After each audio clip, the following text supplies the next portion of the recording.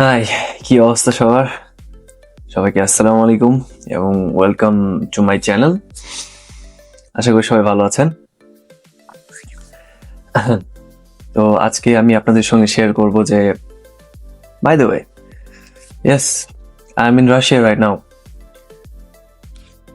ইয়ে, আসলে আমি আর কি আমার ফিলিংস আমি বলে বোঝাতে পারবো না, আমি আর কি এক্সপ্রেস করতে পারছি না, তার জন্য সরি। আজকে আপনাদের সঙ্গে একটু হালকা পাতলা গল্প গুজব হবে, কিছু এক্সপিরিয়েন্স শেয়ার করব, প্লাস কিছু টিপস আই গেস দিতে পারবো। লেটস সি, কথা বলতে বলতে দেখা যাক কি কি বলা যায়। অনেক কিছুই তো বলতে চাই, বাট বলতে পারি না অ্যাকচুয়ালি। যেরকম আমি এখন একটু হালকা নার্ভাস হচ্ছি, বাট কি করব, আপনাদের সঙ্গে কথা তো বলতেই হবে, যেহেতু নতুন একটি পরিবার শুরু করেছি আপনাদের সাথে অবশ্যই। আর প্রথমেই আমি আপনাদের কাছে ক্ষমা চেয়ে দিচ্ছি যে এতদিন আমি ভিডিও দিতে পারি নাই, কারণ আসলে আমি এখানে আসার জন্য অনেক স্ট্রাগল করেছি বলা যায়। এই জন্য আমি একটু বিজি ছিলাম, যার ফলে আমি ভিডিও ছাড়তে পারিনি। তবে ইনশাল্লাহ এখন থেকে প্রতিনিয়ত ভিডিও ছাড়ার চেষ্টা করব। আপনারাও আমার পাশে থাকবেন আশা করি। তো প্রথমেই বলতে চাই আমি এখানে আসার জার্নিটা। তো আমি বাংলাদেশ থেকে 16 তারিখ বিকাল 4টায় প্লেনে উঠেছি এবং আমি ব্যবহার করেছি ওমান এয়ারলাইন, যেটা আসলে বর্তমানে কি বলবো যে আমার বাধ্য হয়ে ওমান এয়ারলাইনে আসতে হয়েছে। আর এর মেন কারণ তো আপনারা জানেনই, যে যুদ্ধ ইরান এবং আমাদের ট্রাম্প ভাইয়ের সাথে। অ্যান্ড মাই গড, ট্রানজিট ছিল ওমানে মাস্কাট শহরে। আপনি কি গেস করতে পারেন ট্রানজিটটা কয় ঘন্টার হতে পারে? হ্যাঁ, আপনি হয়তো ভাবছেন 8 ঘন্টা, 10 ঘন্টা। এটা না 8 ঘন্টা, না 10 ঘন্টা, না 15 ঘন্টা, ইটস ফ্রিকিং 21 আওয়ার্স।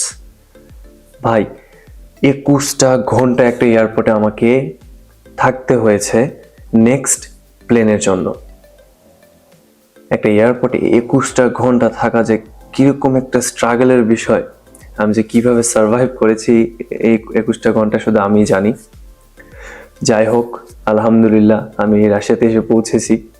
21 ঘন্টা ট্রানজিটের পর 17 তারিখ ওমানের টাইমলাইন অনুযায়ী বিকাল 4টায় আমার নেক্সট প্লেন ছিল এবং সেখান থেকে আমি মস্কোতে নেমেছি 17 তারিখ রাশিয়ান টাইম আই গেস 10টায়। 9:30 আসার কথা ছিল, বাট প্লেন 30 মিনিট ডিলে হয়েছিল ওয়েদারের কারণে আই গেস। দেন আমি বেলগড় শহরে আসি। অ্যান্ড ভাই, বেলগড়ে আসার জন্য আমি বাস ইউজ করেছি এবং গেস হোয়াট, এখানেও আমার প্রায় 10 ঘন্টা লেগেছে এখানে আসতে। ঠিকই শুনছেন, প্রায় 10 ঘন্টা। কিন্তু এখানে সব থেকে আমি অবাক বা অনেক খুশি হয়েছে যে মস্কো থেকে বেলগড় সিটির দূরত্ব, জানি আপনারা 10 ঘন্টা বা এত ভেবে মনে করছেন যে কত বা কিলোমিটার, এতটাও না, 400 থেকে 450 কিলোমিটার হবে। এটা ভুলও হতে পারে, আমি আসলে ম্যাপটা দেখিনি, দেখে বলা উচিত ছিল। যাই হোক, বেশি হবে না, 500-600 তো যাবে না আই গেস। কিন্তু ইনারা ট্রাফিক রুলস এবং রোডের যেই স্পিড লিমিটটা আছে, এটা ইনারা এত সুন্দরভাবে ফলো করেন যে 10 ঘন্টা লেগে গেছে। যে স্পিডে এসেছে সেই স্পিডে 10 ঘন্টায় লেগেছে। আমি ইমাজিন করছি যে বাংলাদেশ হইলে যে স্পিডে তারা গাড়ি টানে, তারা এই দূরত্বটা হয়তো বা 6 থেকে 7 ঘন্টার মধ্যে কমপ্লিট করে দিত। যাই হোক, আলহামদুলিল্লাহ আমি এখানে এসে পৌঁছেছি। সব মিলে আমি রওনা দিয়েছিলাম 16 তারিখ, এখানে এসে পৌঁছেছি আমি 18 তারিখ। 18 তারিখ আপনার রাত 12টায়। হ্যাঁ, আপনার বলতে পারেন যে মস্কোতে আমি মাঝখানে যে সময়টা আমি মস্কোতে কোথায় ছিলাম, সেখানে আমার একজন পরিচিত আমার ফ্রেন্ড ছিল, আমি তার রুমে রাতে ছিলাম এবং পরদিন সকালবেলা 12টায় আমার বাস ছিল। তো ওখান থেকে 12টার সময় আমি উঠেছি এবং এখানে রাত 12টা না তো 11টা কি 11:30টায় পৌঁছেছি। এরপর এখানে আমাকে রুম দেওয়া হয়। আপনার রুমটা দেখে মনে করতে পারেন যে এটা আমার ভার্সিটির রুম, বাট স্যাডলি না, এটা আমার ভার্সিটির রুম না, এটা হচ্ছে ভার্সিটির গেস্ট রুম। এখানকার নিয়ম হচ্ছে কেউ বাইরের দেশ থেকে আসলে এখানে আপনার গেস্ট রুমে স্টে করতে হবে 2-3 দিন, মেডিকেল শেষ হওয়ার আগ পর্যন্ত। তো হ্যাঁ, আমার মেডিকেল আজকে আমি করেছি, আমার কালকে রেজাল্ট আছে মেডিকেলের, হয়ে গেলে ইনশাল্লাহ আমাকে নেক্সট দিন ডরমেটরিতে ঢোকার পারমিশন দেওয়া হবে বা আমাকে রুম দেওয়া হবে। তবে আমি একটু আনহ্যাপি, কাজ আসলে আপনারা আমাকে এক্সট্রোভার্ট ভাবেন না ইন্ট্রোভার্ট আমি জানি না, বাট আমি চেয়েছিলাম যে আমি যে রুমে উঠবো সেই রুমে জাস্ট 2 জনে থাকবে, মানে আমি এবং আমার রুমমেট। বাট স্যাডলি আমাদের 3 জনকে থাকতে হবে এখানে। তো আমার জন্য একটু আর কি ছাড়ো, এসব কথা ছাড়ুন, এখন আসি এখানকার পরিবেশের কথা নিয়ে। আপনি যেহেতু বাংলাদেশি বা আপনি যেই দেশেরই হন না কেন, যদি আপনার হট্টগোল সারা শব্দ অনেক পছন্দ বা আপনি এসবের মধ্যে থাকতে পছন্দ করে, তো ভাই অথবা বোন, this environment is not for you.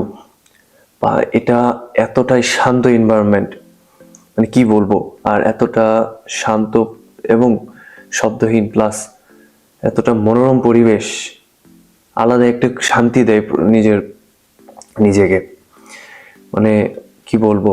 এই জন্য হয়তো বা বলা হয় যে রাশিয়ান যেই আপনার এনভায়রনমেন্ট আছে এটাকে ডিপ্রেশন ওয়ালা এনভায়রনমেন্ট বলে, ডিপ্রেসড এনভায়রনমেন্ট বলা হয় যেটাকে।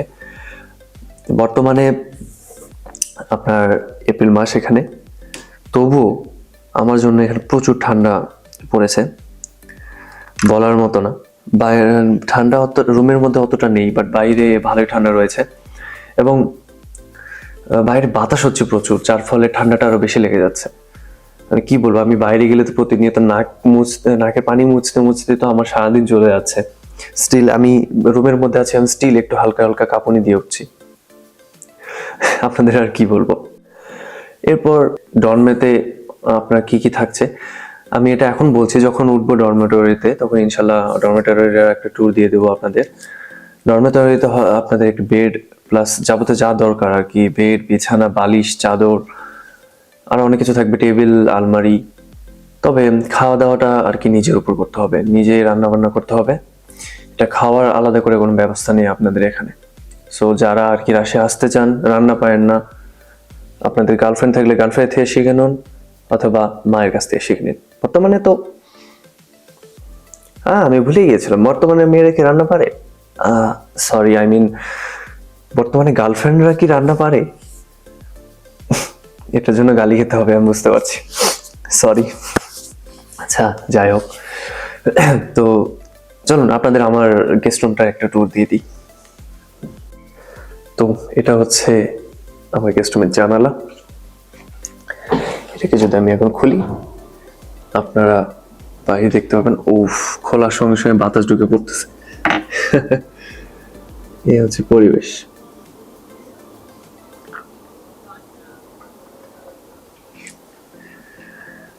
অনেক বাতাস। এটা আমার বেড,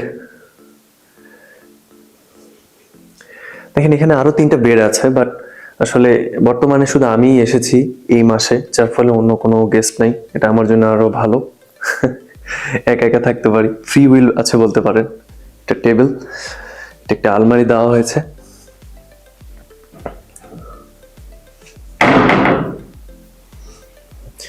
এটা একটি দরজা। আপনাদের একটা ইন্টারেস্টিং বিষয় দেখেন, এখানে এতটাই ঠান্ডা পড়ে যে নিচতলায় আমি আছি, এখানে একটি দরজা। হ্যাঁ, যখন উইন্টার সিজন আসে এতটা ঠান্ডা পড়ে যে এখানে কতগুলো দরজা দিয়েছে দেখুন। এটা একটি দরজা, এটা 2 নম্বর দরজা। এখান থেকে যদি আমি নিচে যাই, এটা 3 নম্বর দরজা। এটাকেও যদি আমি খুলি, এখন 4 নম্বর দরজা। এবং হ্যাঁ, এটাই হচ্ছে আমার রুমের মেন গেট আর কি। চাবি নিয়ে আসতে ভুলে গেছি, সরি। আপনারা বাইরে এখান থেকে দেখতে পারেন।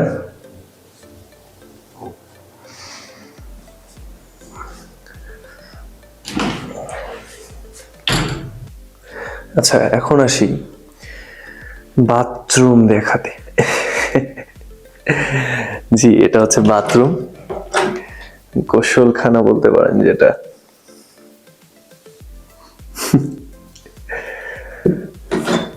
এবং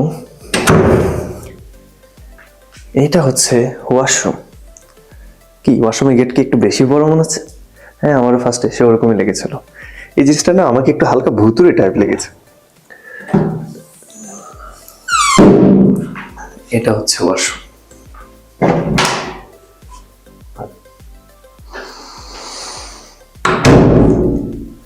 তো এই ছিল আমার গেস্ট রুমের স্টোরি। তো আজকের জন্য এই পর্যন্তই, দেখা হবে আবার একটি ভিডিওতে। এবং হ্যাঁ, আমি চেষ্টা করব ভিডিও বানানোর। এবং দেখতে পাচ্ছেন আমি লাইফ মানে আর কি প্রথম প্রথম ভিডিও বানাচ্ছি, অনেক কিছু ভুল যাবে, আমি ভিডিও ভালো মতো করতে পারতেছি না, কথাও অ্যাটলিস্ট আমি ঠিক মতো বলতে পারতেছি না, আমি জানি। কিন্তু আমি চেষ্টা করছি আপনাদের সঙ্গে আর কি কমিউনিকেশন করার। তো দেখা হবে নেক্সট ভিডিওতে। আর হ্যাঁ, অবশ্যই সাবস্ক্রাইব করে ভুলবেন না কিন্তু। বাই।